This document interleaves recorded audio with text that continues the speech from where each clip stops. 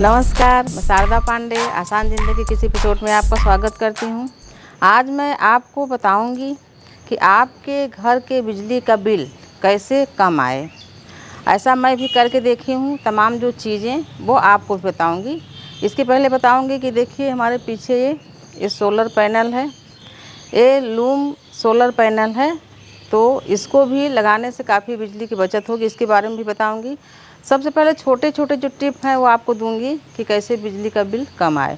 हमारे भी पिछले महीना बिजली का बिल 5880 रुपये आया था, जो कि काफ़ी गर्मी थी और एसी वगैरह इस्तेमाल करते थे। पर इस महीने जो आया है बिजली का बिल वो 1440 रुपये आया है। तो कुछ तो हम टिप भी इस्तेमाल करे हैं, कुछ तो कूलर भी एसी भी कम चला है, और एसी भी कैसे चलाएं जो कि बिजली का बिल कम आए, तमाम चीज़ें बताऊंगी। तो आप हमारे साथ अभी बने रहें। मैं ये solar panel loom solar panel भी मंगाई हूँ, तो सबसे पहले आपको इसको दिखाऊंगी। चलिए दिखाती हूँ। ये लूम सोलर पैनल, तो इसमें देखिए लिखा हुआ है बाईफेशियल 440 वाट।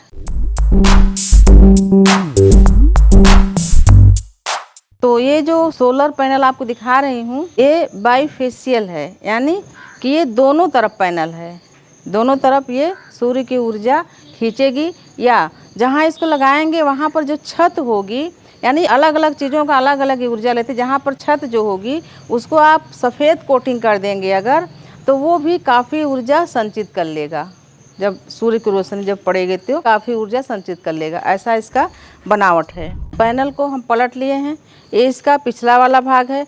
तो देखिए जैसे आप आगे सेल देखे हुए थे वैसे ही पीछे भी है। आगे का भाग 440 वाट उत्पन्न करेगा, और पीछे का अगर सफ़ेद कोटिंग है ज़मीन में 20% बिजली आपको देगा, जिसमें हो जाएगा आपका 530 वाट बिजली पूरा मिला के ये देगा। तो जब भी आप इस पैनल को लगवाएं तो नीचे सीमेंट करा के कोटिंग करा दें सफ़ेद किसी पेंट वगैरह से, तो ये 20% बिजली आपको ज़्यादा देगा। आपको 440 से 530 वाट तक बिजली ऊर्जा सप्लाई करेगा। इस पैनल की जो कंपनी है वो हरियाणा की है। हरियाणा की फरीदाबाद की कंपनी है, और ये कंपनी 2018 से विकसित हुई है। यानी ये सब चीज़ें बनाना शुरू करें, जो कि मुख्य रूप से पैनल और बैटरी ही बनाती है। इसमें दक्ष है कंपनी बनाने में ये चीज़ें। तो हरियाणा मतलब पूरी तरह से ये भारतीय है, भारतीय उत्पाद है, जो कि हरियाणा में फरीदाबाद से कंपनी से आया है, बना हुआ है। इसका जो प्राइस है, पहले तो 440 वाट का है ये, इसका जो प्राइस है 21,750 रुपये। तो ये पूरी तरह से भारतीय है, मेक इन इंडिया है। और इसका पूरा डिस्क्रिप्शन में आपको पता कि कहाँ से आया है, कैसा है, क्या है, और बाकी सब चीज़ें बेसिक आपको दी जाएगी। तो देखिए ये लूम पैनल का वारंटी कार्ड है, इसमें 25 साल की वारंटी भी है। तो इसको आप खरीद सकें तो इसको भी घर में लगवा लें।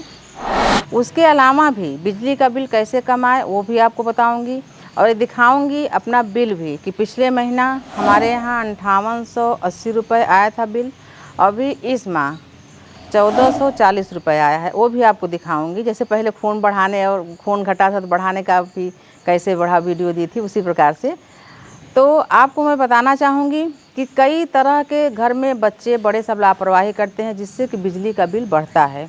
सबसे पहले गर्मियों में एसी जो चलता है तो क्या करेंगे, जैसे कमरे से बाहर निकले तो फट से एसी बंद कर देंगे, फिर आए फिर चला दिए। तो आप जितनी बार एसी का बटन ऑन और ऑफ करते हो तो एसी उतना ही ज़्यादा बिजली लेता है।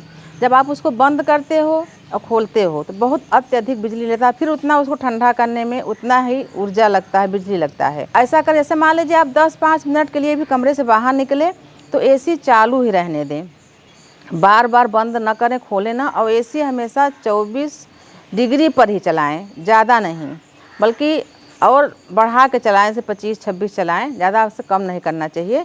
24 डिग्री पर चलाएं एसी। इतना ठंडा मत कर लें कि कंबल ओढ़ के सोना पड़े, क्या है कि बिजली बहुत ज़्यादा खर्च होता है एसी में। उसी प्रकार से सभी घरों में टुल्लू पंप भी है, तो टुल्लू पंप थोड़ी थोड़ी देर पर चलाते हैं, थोड़ा पानी की ज़रूरत पड़ा फिर चला लिए, फिर चला लिए।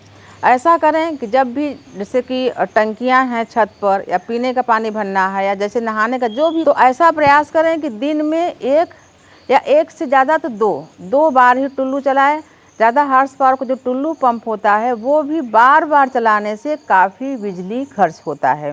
तो इन सब चीज़ों को जब आप ध्यान दोगे तो आपका बिजली का बिल बिल्कुल ही कम हो जाएगा। उसी तरीके से इंडक्शन जब चलाते हो आप, तो इंडक्शन जब चलाते हो, चलाने के बाद जो उसका फ़ैन होता है वो बंद हो जाए तब आप ऊपर से बंद करो। तो क्या है, जब ऊपर से आप बंद करना भूल जाते हो, चले जाते हो, तो इन छोटी छोटी जो इंडिकेटर हैं जलते रहते हैं, उसमें भी तमाम बिजली खर्च होता है।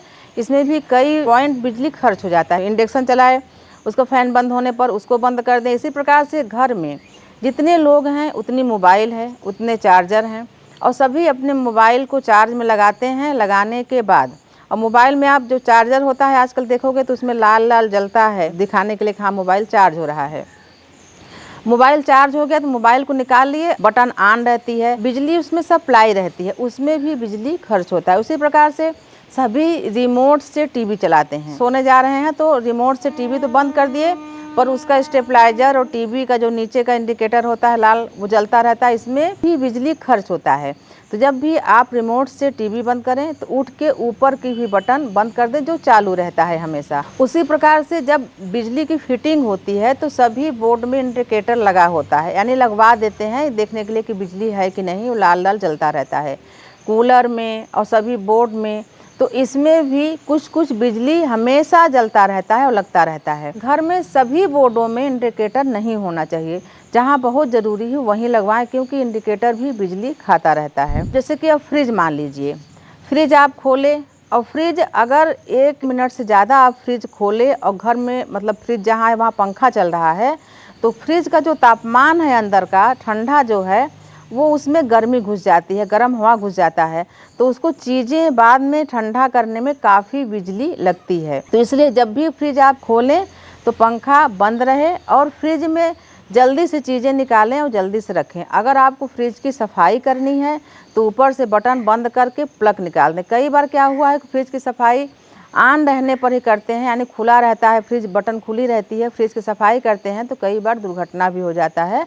तो फ्रिज की जब भी सफाई करें तो ऊपर से प्लग निकाल के बटन बंद करके करें। फ्रिज आप जहाँ रखे हो तो उससे 1 से 1.5 फीट जो दीवार और फ्रिज का अंतर है वो 1 से 1.5 फीट होना चाहिए। अब तो ये सभी जानते हैं कि घर में जो पीले बल्ब होते थे पहले, फिलामेंट जो बल्ब होते थे, पीली रोशनी जो देते थे, वो भी काफ़ी बिजली खर्च करते थे। तो अब घरों में ये सब बल्ब नहीं रह गए हैं। LED बल्ब आप लगाइए, उससे आपका जो बिजली का बिल होता है वो भी कम आएगा। वो तो वारंटी भी रहता है, कितने दिनों के अंदर अगर ख़राब हो तो वापस भी हो जाता है। उसी प्रकार से जो पुरानी टीवियाँ हैं जो पीछे काफ़ी दूर इतनी से निकली हुई रहती हैं, ये सब टीवी भी काफ़ी बिजली लेती हैं। जो LED की आजकल जो टीवी आई हैं जो दीवारों में लगती हैं, ये बिजली कम लेती हैं। इसी प्रकार से जैसे ठंडी का मौसम है, तो ठंडी का मौसम है तो क्या करते हैं, जिसके यहाँ गीजर वगैरह है वो तो ठीक है। मान लीजिए रात का पानी है, अब वो रात का पानी लगा के गर्म कर रहे हैं, बिजली वाला जो पानी गर्म करने वाला राड आता है तो वो ज़्यादा बिजली लेगा। आप जो नल का पानी ताज़ा आता है उसमें अगर गर्म करेंगे तो 2 मिनट में, क्योंकि वो खुद ही गर्म रहता है, तो 2 मिनट में गर्म हो जाएगा। जैसे कि हम इंडक्शन में भी जब कोई भोजन बनाते हैं, कुछ भी बनाते हैं, कुछ भी, तो उसको ढक के बनाएं, पहली बात। और दूसरी बात, जब भी भोजन हम बनाएं, इंडक्शन में भी मान लो बनाते हैं, कहीं भी बनाते हैं, तो पानी ताज़ा होना चाहिए। ताज़ा पानी में क्या है कि ऊर्जा जो गैस है या बिजली है वो कम लगती है। तो मैं आपको बताना चाहूँगी कि पूरे विश्व में ऊर्जा संकट बहुत है। जैसे आप देखो कोलंबो में, लंका में भी काफ़ी ऊर्जा संकट है। सभी प्रकार की ऊर्जा, जितने भी पेट्रोल, तेल, डीजल, कोयला, बिजली, सभी भी सीमित मात्रा में है, कुछ दिनों के लिए है। तो सभी लोग बचाओ और आगे के जो जनरेशन आ रहे हैं उनके लिए आप कुछ सुख का ऐसा कुछ साधन छोड़ के जाओ जो कि सभी सुखी रहें। सोलर पैनल का भी आप यूज कर सकते हो। सरकार इसमें कई कंडीशनों में सब्सिडी भी देती है, तो आप इसको भी यूज करके देख सकते हैं। तो हमको आशा है कि जो आपको मैं सब टिप्स दी हूँ, बताई हूँ, आप सभी बातों को मानोगे और ऊर्जा संकट से सभी बचे रहोगे। और ऐसे आप हमारे साथ बने रहो, देखते रहो आसान ज़िंदगी। तब तक के लिए नमस्कार।